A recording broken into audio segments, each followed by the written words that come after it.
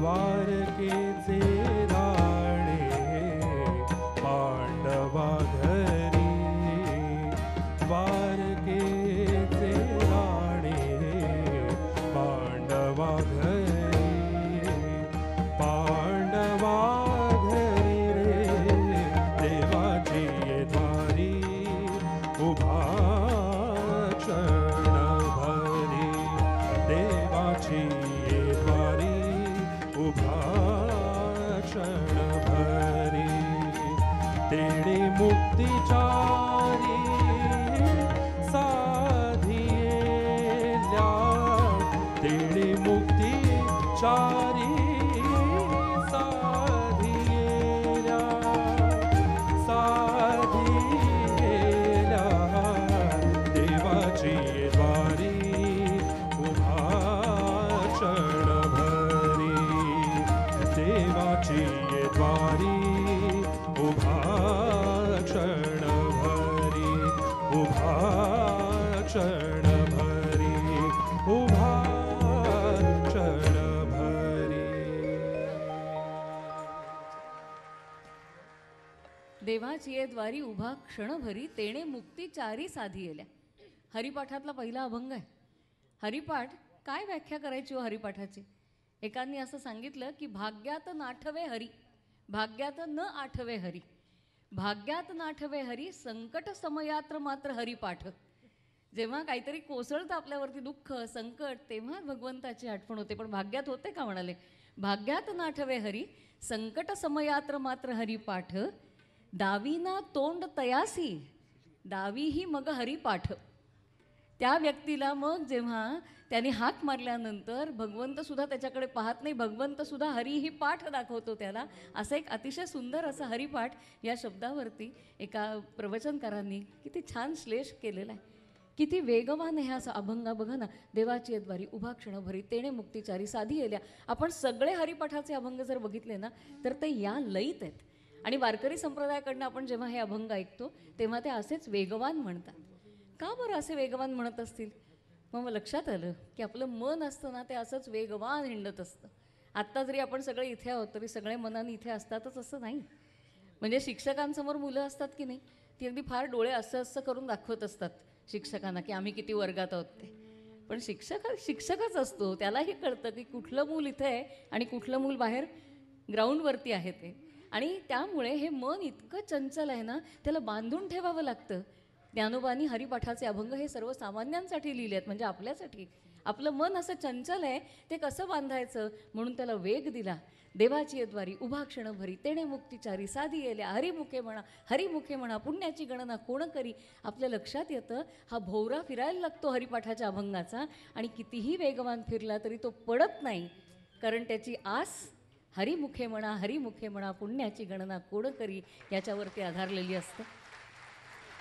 3.5 चरणांच्या ओव्या आहेत सगळ्या माऊलीच्या. बघा ना, देवाची ये द्वारी 6 अक्षर, उभा क्षणभरी 6 अक्षर, तेणे मुक्तिचारी 6 अक्षर, साधियेल्या 4 अक्षर. म्हणजे 3 चरण पूर्ण आणि 4था चरण अर्धा. मी गंमत सांगू, मला ही ओवी एकदा प्रत्यक्ष दिसली. कशी? रेल्वेमधनं प्रवास करताना भरलेल्या गाडीत, सांगू 4th सीट. बघा, आपण देवाची ये द्वारी बसलेली असते व्यवस्थित. उभा क्षणभरी, तेणे मुक्तिचारी साधियेल्या. हा जो अर्धा खटका जो आहे ना, तो संत साहित्याला किंवा 3.5 चरणांच्या ओव्याला एक वेगळी गंमत देतो, एक गोडवा देतो. ही सुद्धा भाषेची गंमत आहे. आज मराठी भाषा दिन आहे म्हणून हे आपल्यासमोर. या मनाची गंमत काय सांगू, झटकन सांगते आणि पुढच्या गाण्याकडे जाते, कारण पुढचं गाणं आपल्या मनाच्या भ्रमराला कुठेतरी थांब असं सांगणार आहे. गंमत सांगते. एकदा एक बाई येतात बरं का चातुर्मासामध्ये, आणि चातुर्मास करणाऱ्या त्या प्रवचनकारांना म्हणतात, अहो गुरुजी, तुम्ही गेल्या वर्षी आला होतात की नाही, तेव्हा तुम्ही मला एक मंत्र दिला होता. हो, कशासाठी? नाही, मनशांतीसाठी.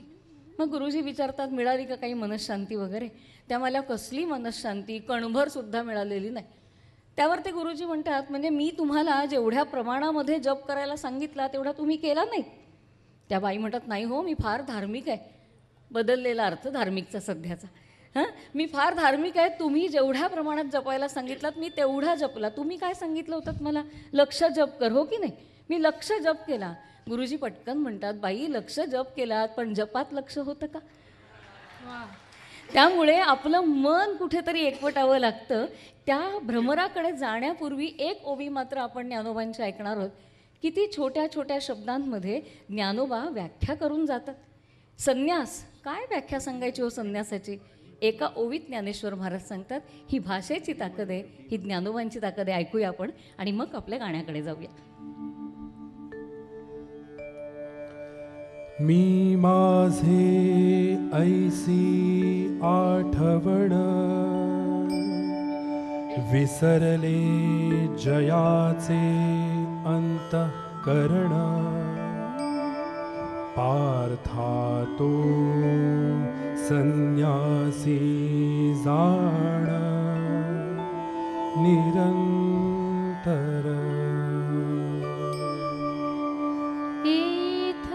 वडील जे जे करीती तया नाम धर्मो ठेविती तेची येर अनुष्ठिती सामान्य सकळ. पहिल्या ओवीमध्ये संन्यासाची व्याख्या केली. काय सांगितलं ज्ञानोबा? म्हणतात, मी माझे ऐसी आठवण विसरले जयाचे अंतःकरण पार्था तो संन्यासी जाणं निरंतर. ज्याला मी आठवत नाही आणि माझं आठवत नाही, म्हणजे मी माझं मला माझ्यापासून मीच्या सगळ्या विभक्त्या जो विसरला आणि त्याला फक्त तो आठवतो, तो खरा संन्यासी. म्हणजे त्यासाठी घर सोडायची गरज नाही, मीपणा सोडला की तिथपर्यंत पोचता येतं. एका ओवीत सांगतात तो ज्ञानोबा. आणि मग एका ठिकाणी म्हणतात, वडील जे जे करती तया नाव धर्मू ठेविती. धर्माची एक अगदी वेगळी व्याख्या ज्ञानोबा देतात. ज्ञानोबा म्हणतात की समाजामधले धुरीण, घरातली मोठी माणसं जसं वागतात त्याला धर्म म्हणतात आणि म्हणून मोठ्या माणसांनी अतिशय विचारानंच वागायचं असतं, कारण त्यांना अनुसरणारे पुष्कळ जण खाली असतात. अहो, एकेका ओवीमध्ये आपल्याला एक एक महिना विचार करायला पुरेल एवढं विचारांची ताकद त्यांच्या ओवीमध्ये आहे. पण हे कधी जमतं? नुसतं घाईघाईनं वाचताना नाही, तर मन तिथे असताना. आणि म्हणूनच ज्ञानोबा पुढच्या अभंगामध्ये सांगतायत की हा मनरूपी भ्रमर ना कुठल्या तरी कमळावर आता स्थिर करण्याची गरज आली आहे. आणि ते कमळ कसलं असावं? तर विठ्ठलाच्या चरण कमळांचंच असावं आणि त्याच्यावरती तो भ्रमर स्थिर व्हावा. ऐकूया.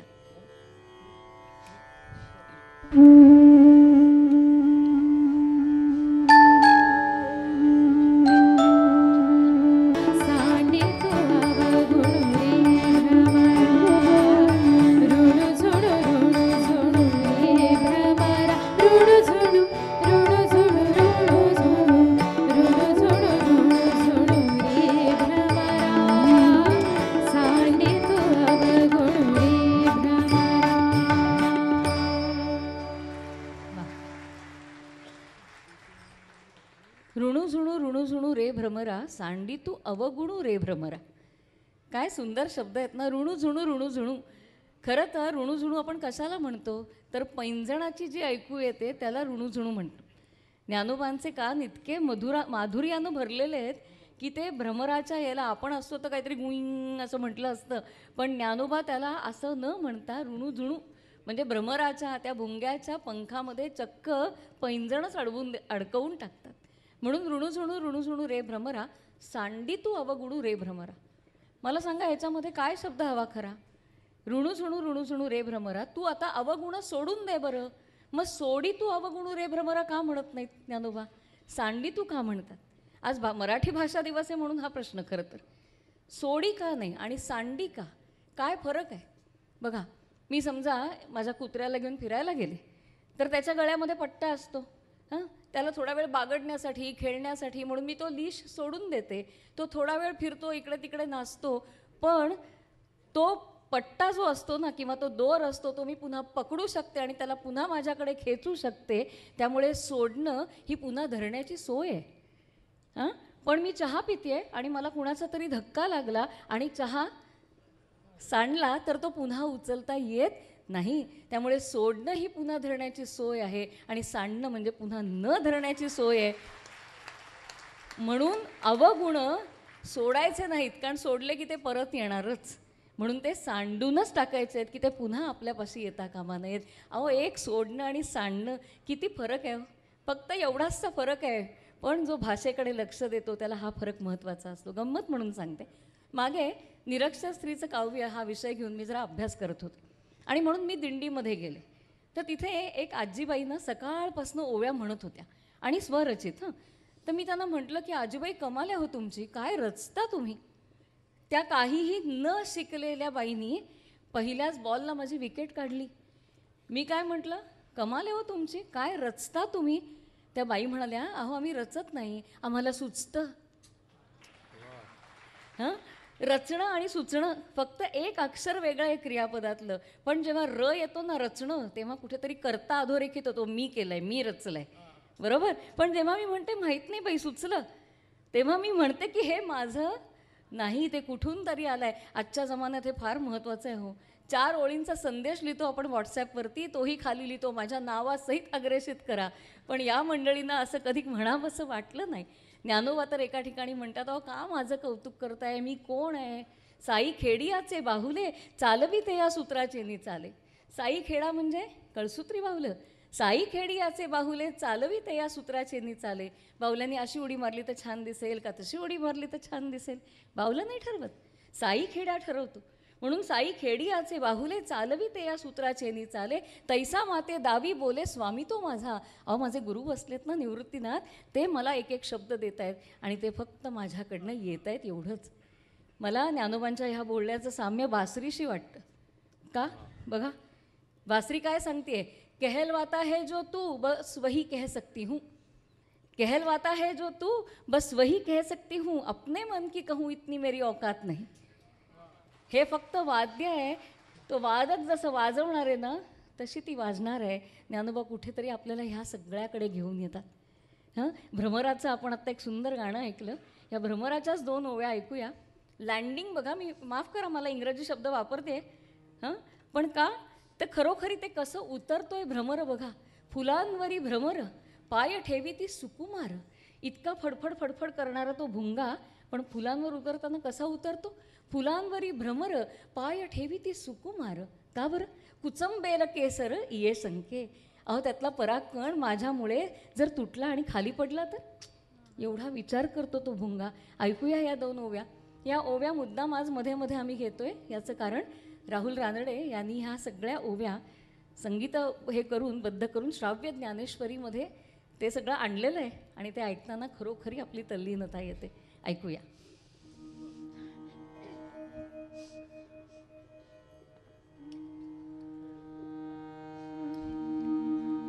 का कमळावरी भ्रमर,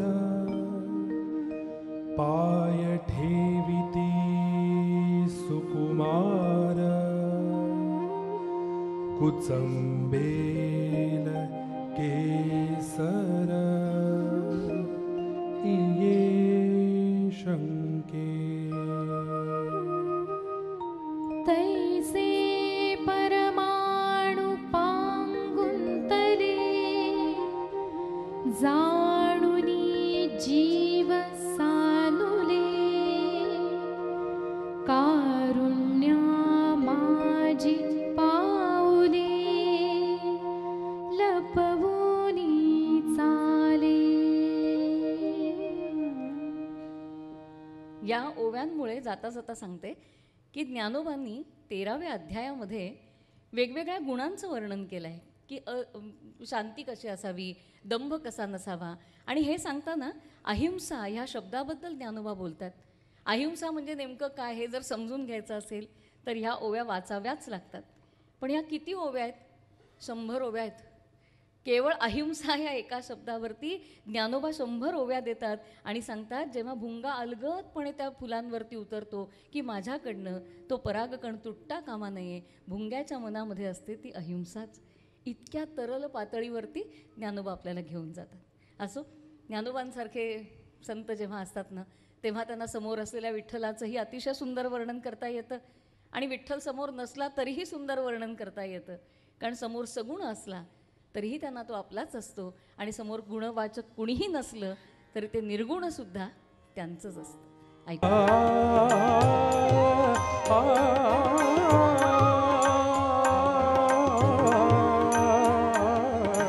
तुझ तुझ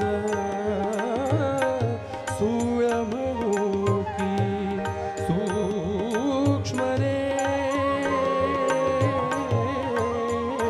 तुझ सूळ म्हणू की सूक्ष्म रे तुझ सूळ म्हणू की सूक्ष्म रे स्थूळ सूक्ष्म एकू गोविंदू रे स्थूळ सूक्ष्म एकू गोविंदू रे एकू गोविंदू रे तुझ सगुण म्हणू की निर्गुण रे तुझ सगुण म्हणू की निर्गुण रे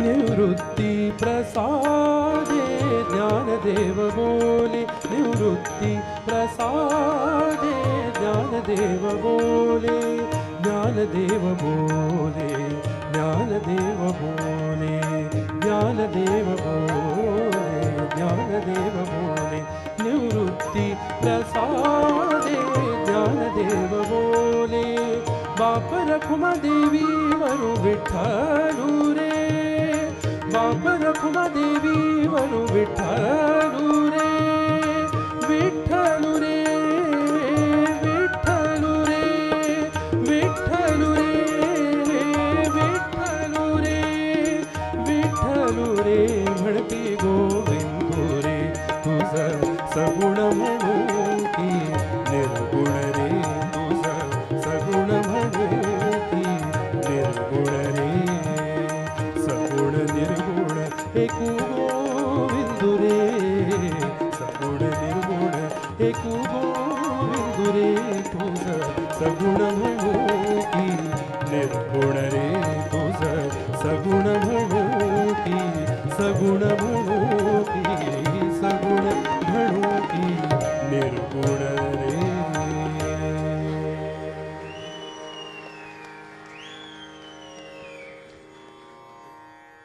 हा पण महाराष्ट्राचाच गुण आहे बरं का. कारण इतका छान अभंग झाल्यानंतर सुद्धा शिट्टी वाजवावीशी वाटते ही खरी उत्स्फूर्तता आहे नाही का. म्हणजे मी एकदा असंच गमतीत असं झालं होतं बरं का की एका कार्यक्रमाचं निवेदन करत होते आणि विठ्ठलाचं गाणं असं माझ्या यादीमध्ये होतं. मी त्याच्यावरती बोलत होते. आमचे पेटीवादक बाजूला बसले होते आणि मला म्हणाले कट ते गाणं कट ते नंतर आहे. मग मी बोलता बोलताच असं केलं की मग कुठलं. तर त्यांनी सांगितलं बाई मी पतंग उडवित होते. आता बोलायला सुरुवात केली विठ्ठलाच्या गाण्यावरती आणि ते गाणं कट करून आता काय होणार तर बाई मी पतंग उडवीत होते म्हणजे लावणी होणार. आता मी म्हटलं अरे देवा एकतर मला अगदी स्पष्टपणे माफी मागून सांगायला पाहिजे की माझ्याकडनं चुकलं मग त्यात काय गंमत आहे नाही का. तर मी अशी पटकन असं म्हटलं हीच महाराष्ट्राची खासियत आहे की नाही की महाराष्ट्रातल्या माणसांची पावलं 2 ठिकाणी 100% वळतातच. कुठे पंढरीची वारी आणि तमाशाची बारी. त्यामुळे ही अशी दादसुद्धा आपली जरा वेगळ्या प्रकारची पण आवडलेली आहे. तुझा सगुण म्हणो की निर्गुण रे. मला हे पद ऐकत असताना नेहमी ज्ञानोबांची भगिनी मुक्ताबाई त्यांची बहीण त्यांची आठवण होते बरं का. एकदा संत मेळा भरला होता आणि या संत मेळ्याला सगळे संत आले होते आणि आपली पद्धत काय आहे संत मंडळींची वारकऱ्यांची की एकमेका लोटांगणी जाते. लहान मोठं पाहायचं नाही उच्च नीच पाहायचं नाही काहीही बघायचं नाही. त्याच्यामध्ये तोच देव माझ्यामध्ये तोच देव म्हणून एकमेकांचा चरणस्पर्श करायचा ही आपली पद्धत.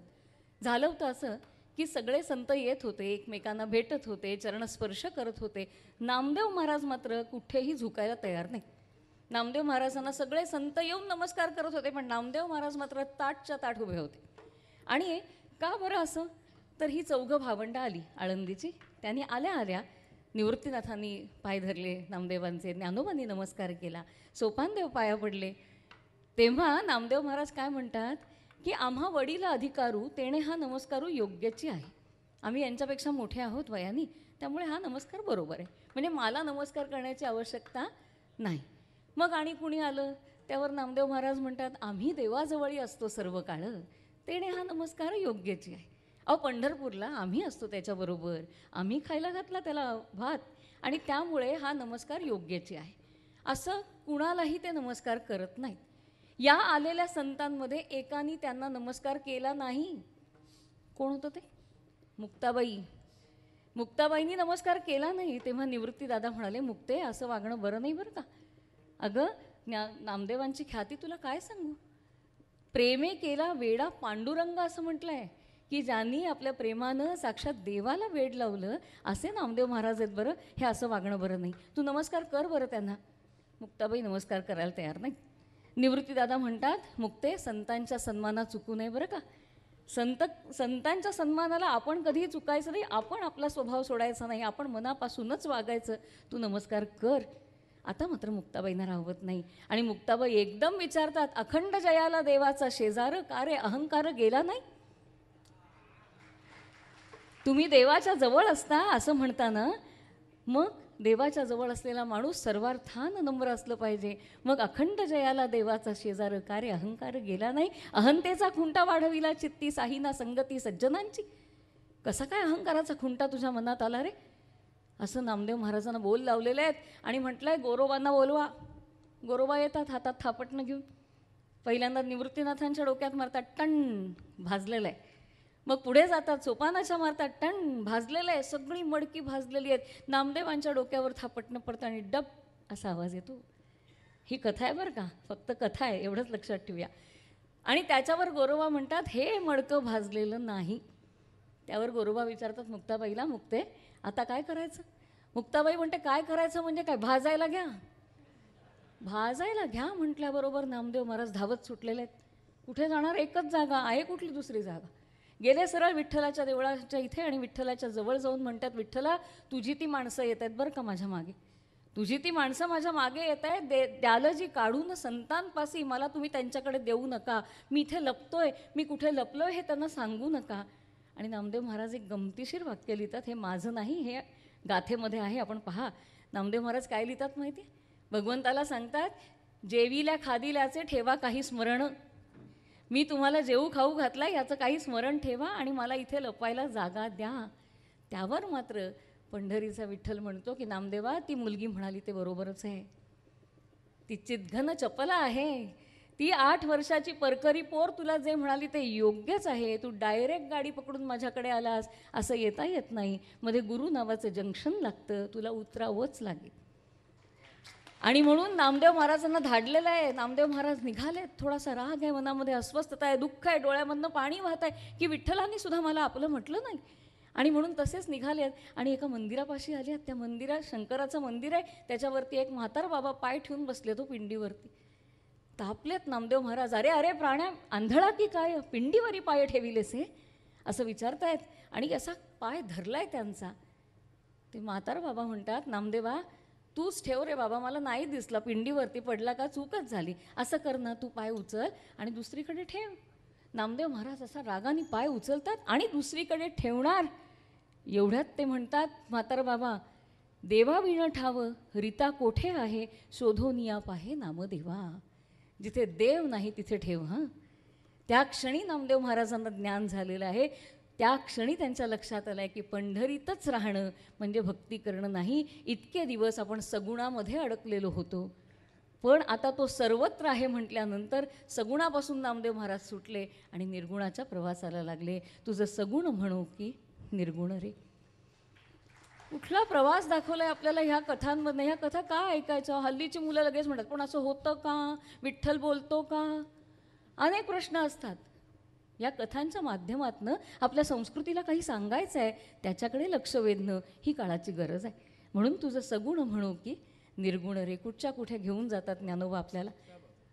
ऐकूया, पुढच्या पदाकडे जाऊया. या पदामध्ये मात्र ज्ञानोबांनी आपल्याला सगुणाचा उपदेश केलेला आहे. सगुणाचा उपदेश म्हणजे काय, सगुणाचा अर्थच मुळी काय की जो दिसतो तो सगुण. आणि जो दिसतो ना त्याला नाम येतं बघा. याला माईक म्हणतात, याला मोबाईल म्हणतात, याला चष्मा म्हणतात. प्रत्येक वस्तूचं जे रूप आहे त्याच्या अनुषंगानं त्याला नाम आहे. उद्या मी म्हटलं हे पाण्याचं भांडं आहे तर तुम्ही म्हणाल बाईंचं जरा थोडं हललेलं दिसतंय, कारण रूपाला नाम येतं. आणि म्हणून सगुणामध्ये रूप दिसलं की त्याच्या पाठोपाठ काय यायला हवं, नाम यायला हवं. आणि हा सगुणाचा मार्ग आहे आणि तो ज्ञानोबाने आपल्याला सगुणाचा मार्ग कसा अवलंबायचा हे पुढच्या गाण्यात सांगितलंय. ऐकूया.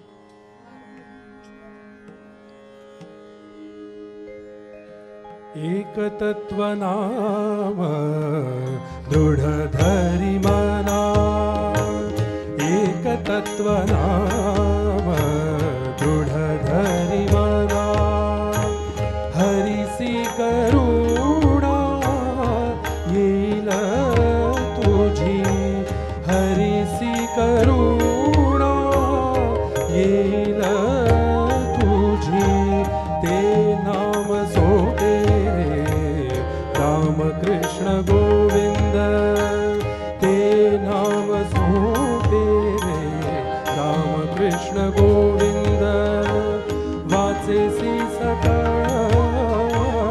जपे आहे, एक तत्व नाम दृढ धरी मना, एक तत्व नाम दृढ धरी मना.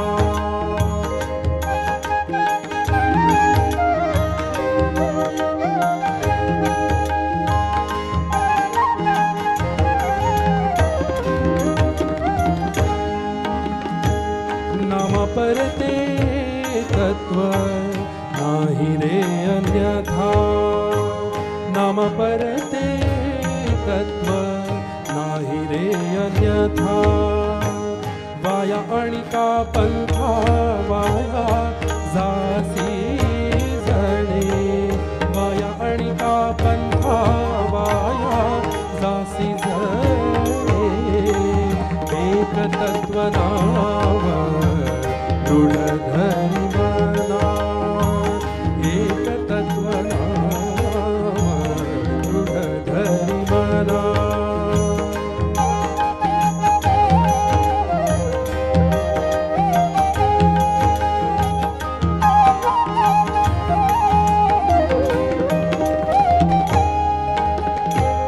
ज्ञानदेव मौन जपमाळ अंतरी, ज्ञानदेव मौन जपमाळ अंतरी, धरुनी श्री हरी जपे सदा, धरुनी श्री हरी जपे सदा, ते नाम सोटे रे राम कृष्ण गोविंद, ते नाम सोपे रे राम कृष्ण गोविंद, राम कृष्ण गोविंद, राम कृष्ण गोविंद, राम कृष्ण गोविंद, राम कृष्ण गोविंद, राम कृष्ण गोविंद, राम कृष्ण गोविंद, राम कृष्ण गोविंद,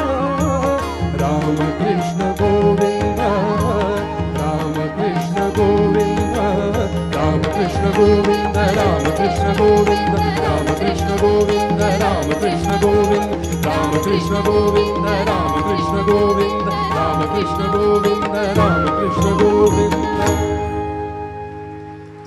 वा. मंडळी, ही आपण अशी पदं ऐकतो ना तेव्हा ते झाल्यानंतर मला एक प्रश्न नेहमी पडतो की या टाळ्या नेमक्या कुणासाठी, म्हणजे गायक श्रीरंग भावेसाठी का सगळ्या वादकांसाठी. आणि तिथे ज्ञानोबांची ओवी आठवते.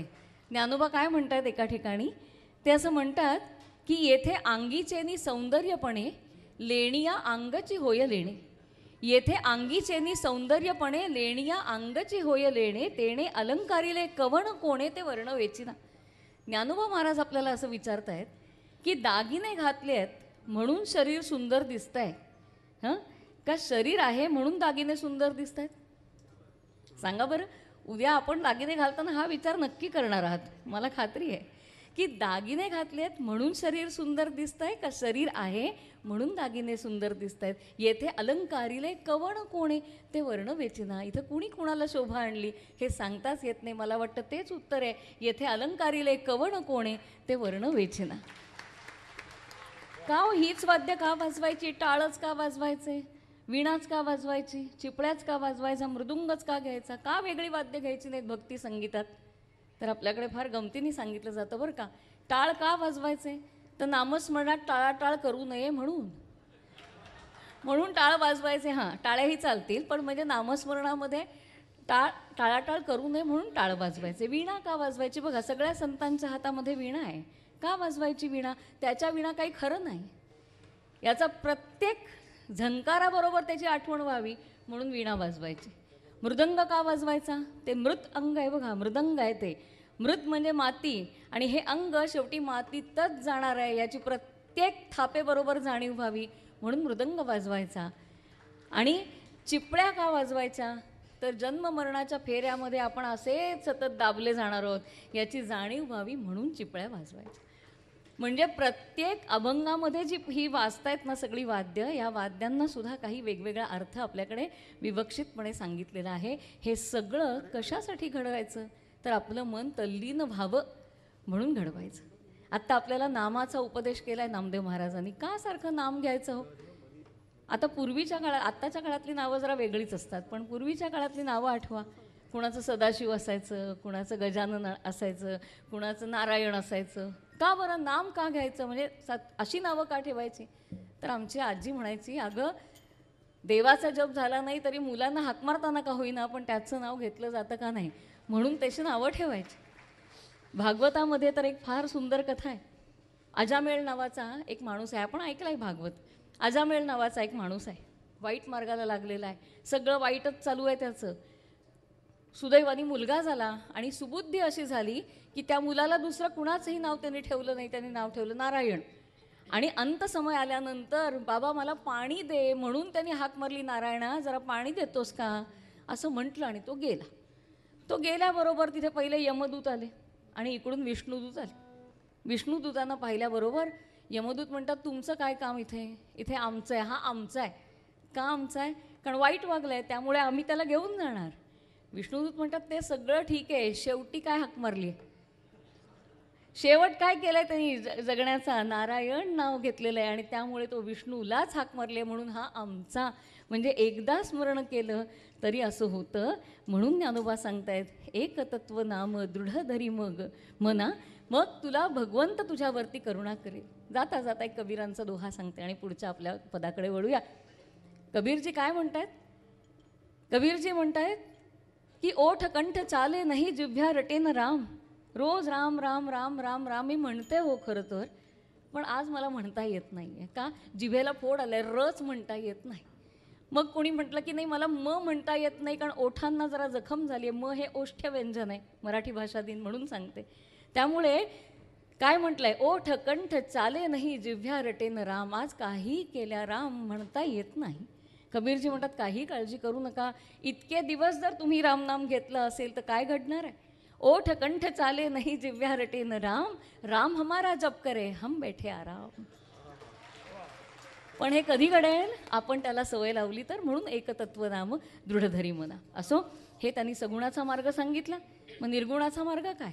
ज्ञानोबा त्याचा अनुभव स्वतः पदातनं अशा पद्धतीनं व्यक्त करतात. ऐकूया.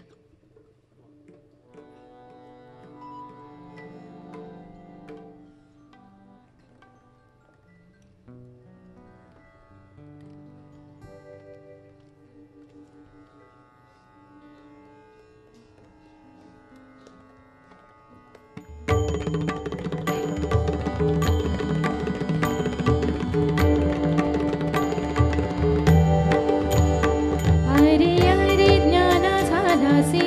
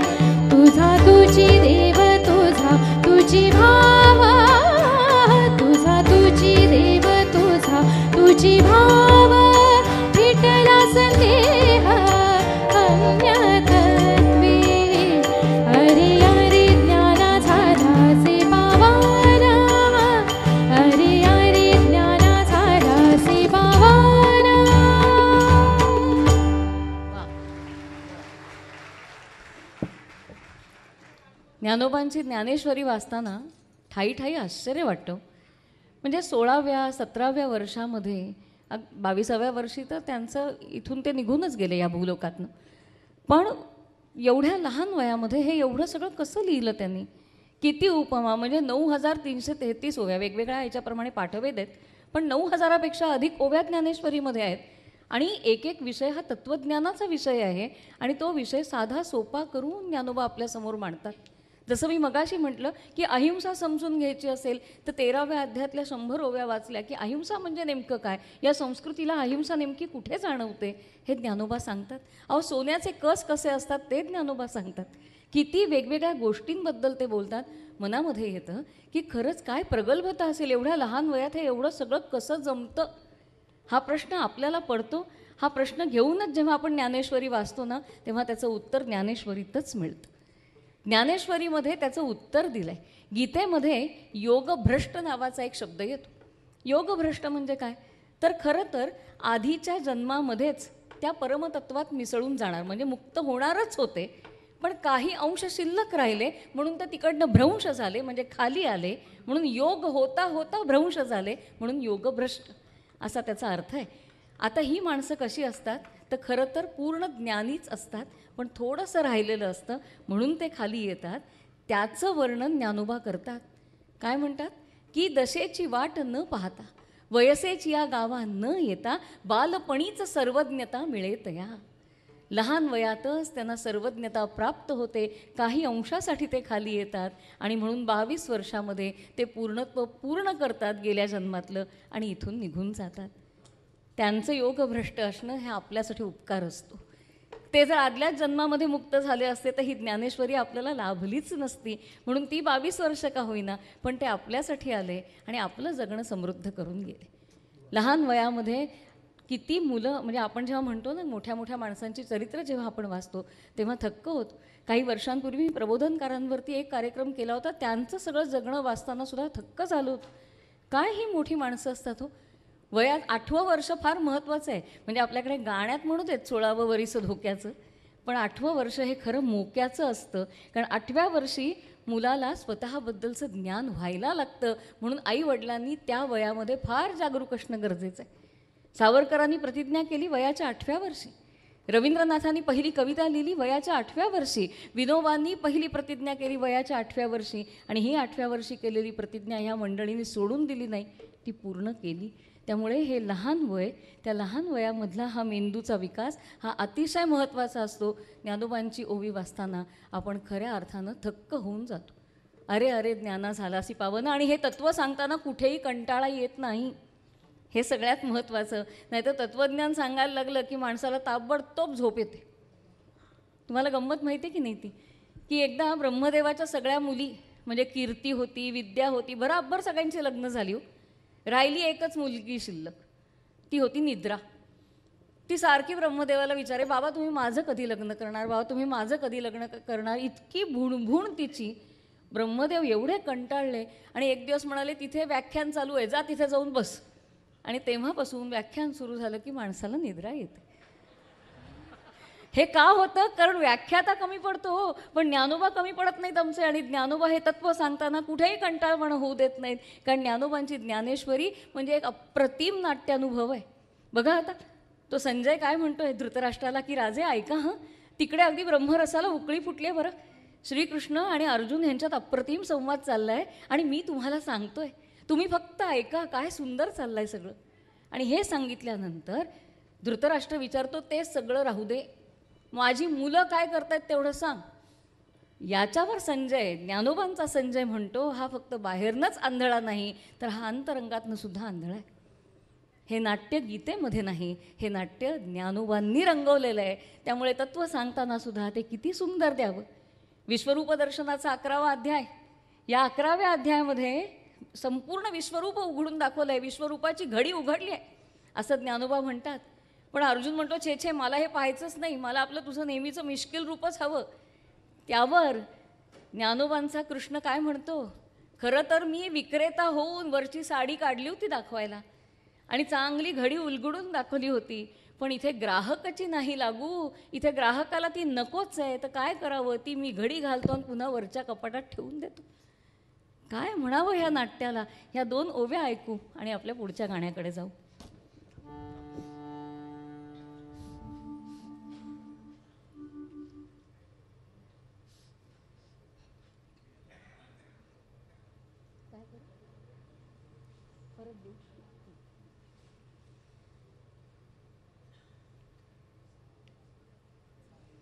हां, चालेल.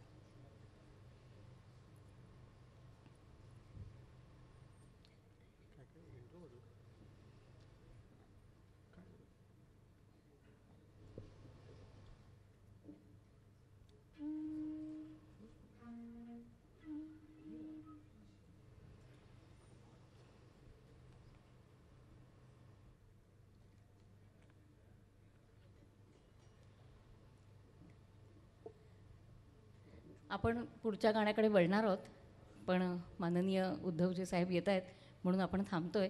त्यांचं आगमन झालं की पुढे जाऊया.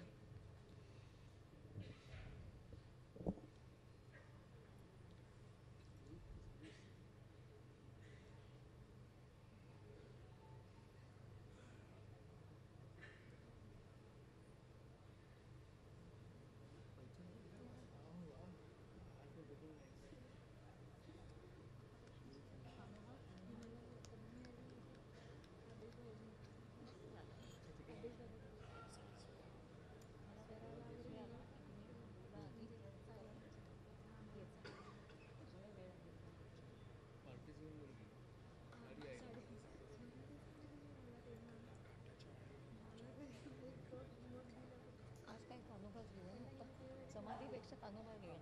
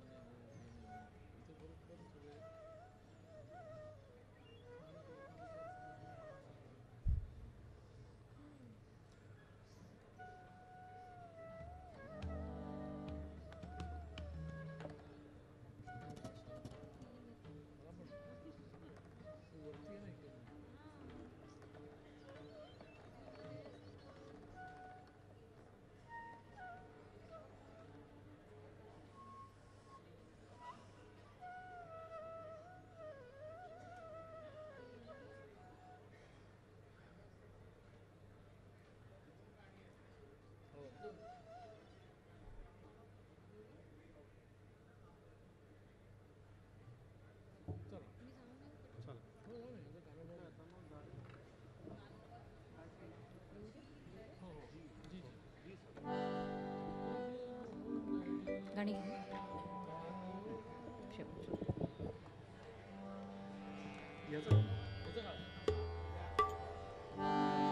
साहेब येत आहेत. तोपर्यंत जो मधला वेळ आहे त्याच्यामध्ये आपण पुढे जाऊया आणि ज्ञानोबांनीच रचलेलं एक रूपक पद ऐकूया.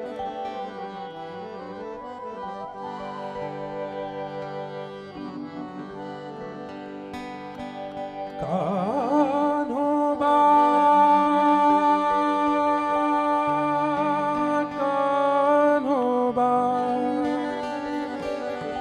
कानोबा तुझी घोंगडी सांगली रे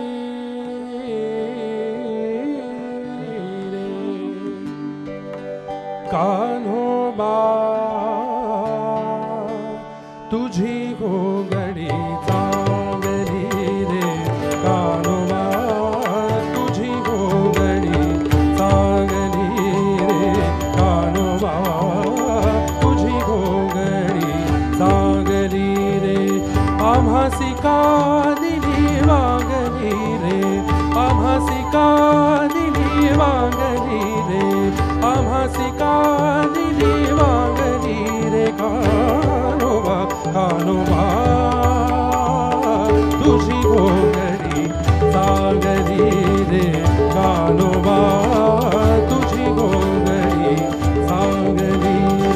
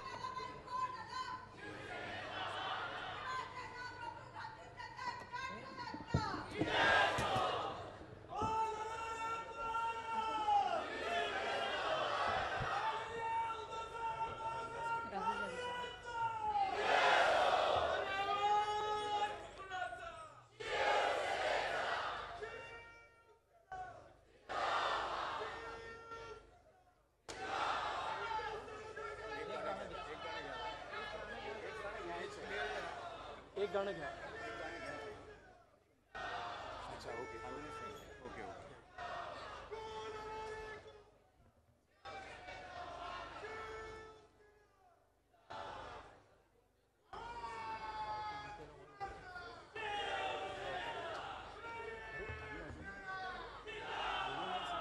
आपण एक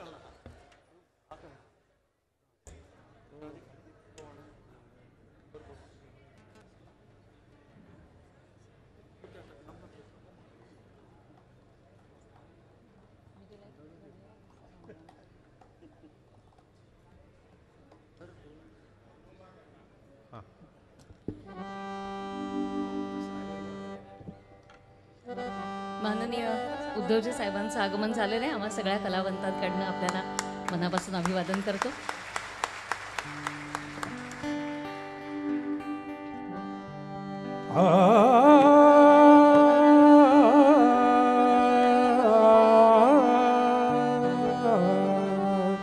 कान्होबा तुझी घोंगडी सांगली रे कान्होबा तुझी घोंगडी सांगली रे कान्होबा तुझी घोंगडी सांगली रे आम्हासी का दिली वागली रे आम्हासी का दिली वागली रे कान्होबा कान्होबा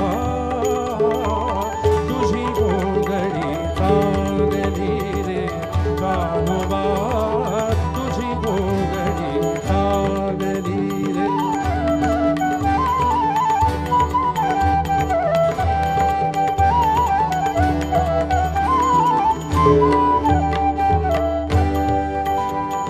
स्वगत सच्चिदानंदे मिळोनी स्वगत सच्चिदानंदे मिळोनी स्वगत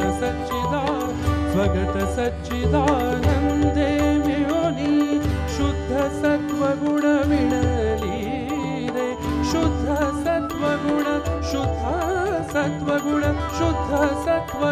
विणली रे स्वगत सच्चिदानंदे मिळोनी शुद्ध सत्वगुण विणली रे षट्गुण गोंडे रत्न जडित तुझं षट्गुण गोंडे रत्न जडित तुझं श्याम सुंदरा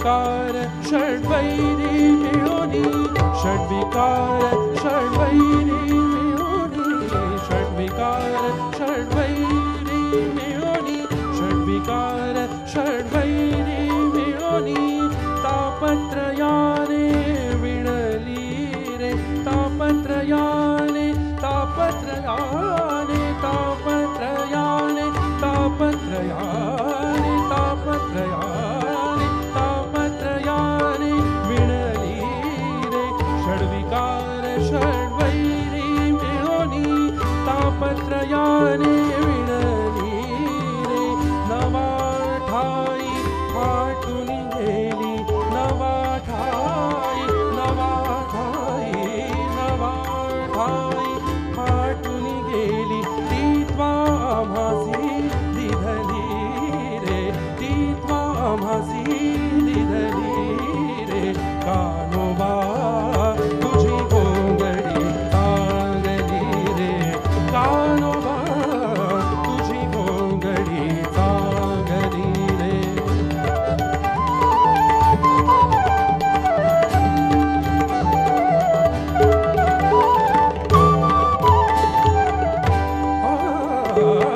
ऋषी मुनी ध्याता मुखी नाम गाता ऋषी मुनी ध्याता ऋषी मुनी ध्याता ऋषी मुनी ध्याता ऋषी मुनी ध्याता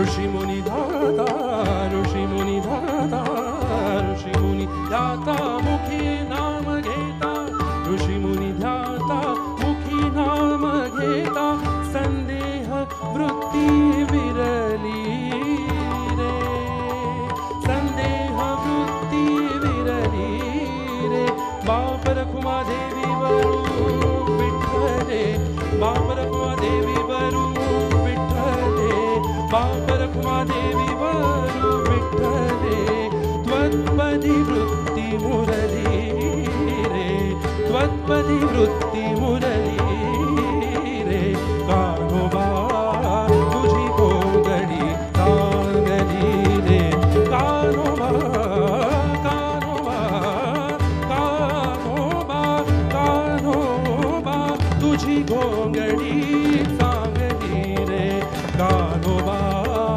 तुझी गोंगडी चांगली रे आम्हासी का दिली बांगली रे आम्हासी का दिली बांगली रे आम्हासी का दिली बांगली रे कानोबा कानोबा तुझी गोंगडी चांगली रे कानोबा तुझी गोंगडी तुझी गोंगडी तुझी गोंगडी चांगली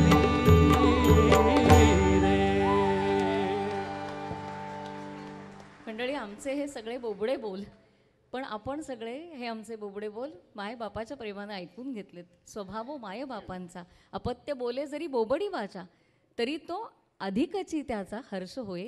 खरोखरच लहान मूल बोबडं बोललं की आई वडिलांना जसा आनंद होतो तसं आम्हा कलावंतांकडनंही काही चुकलं असेल काही उणं राहिलं असेल पण आपण मात्र आई वडिलांच्या प्रेमाने आम्हाला आमचं काय म्हणतात ना आम्हाला खऱ्या अर्थानं आम्हाला उत्साह दिलात त्याबद्दल आपल्या सगळ्यांचे मनापासून आम्ही आभार मानतो. इतक्या चांगल्या श्रोतृवृंदासमोर हा कार्यक्रम करण्याची संधी आम्हाला मिळाली त्याबद्दल आपले मनापासून आभार मानतो. आणि ज्ञानोबांवरती आपण बोलतोय ज्ञानेश्वर महाराजांनी आपला विचार फक्त महाराष्ट्रापुरता सीमित ठेवला नाही. महाराष्ट्रातल्या लोकांची हीच तर खासियत आहे महाराष्ट्रात राहूनही विश्वाचा आपण विचार करतो आणि म्हणूनच कार्यक्रमाची सांगता ह्या कार्यक्रमाची पहिल्या ही पसायदानानं करूया.